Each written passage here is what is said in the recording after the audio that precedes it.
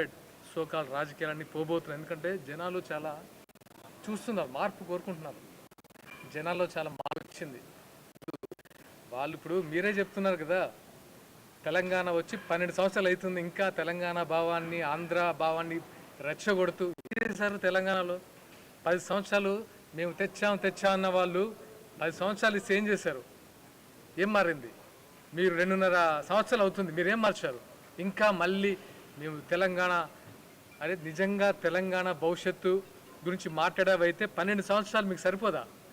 ఇంకా తెలంగాణ భావం అసలు శిస్సులైన తెలంగాణ వాదుల్ని ఎక్కడో మూలకు నెట్టేశారు మీ అందరూ.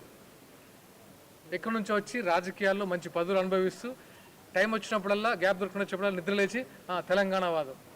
ఇదేం తెలంగాణ వాదం? సో ఇక్కడ నుంచైనా ఇలాంటి మానుకోండి.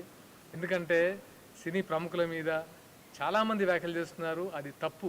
వాళ్ళ అవసరం ఉన్నప్పుడు మాత్రం అవసరం తీసుకుంటారు.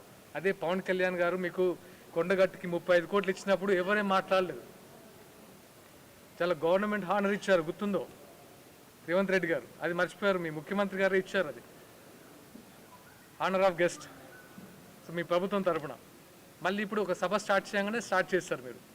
ఏం రాజ్యాంగంలో ఎక్కడుంది ఒక పార్టీ తెలంగాణ గడ్డ మీద తెలంగాణలో జెండా ఎగరవేసిన జనసేన పార్టీని మమ్మల్ని మేము ఎంకరేజ్ చేసుకోకూడదు. మళ్ళీ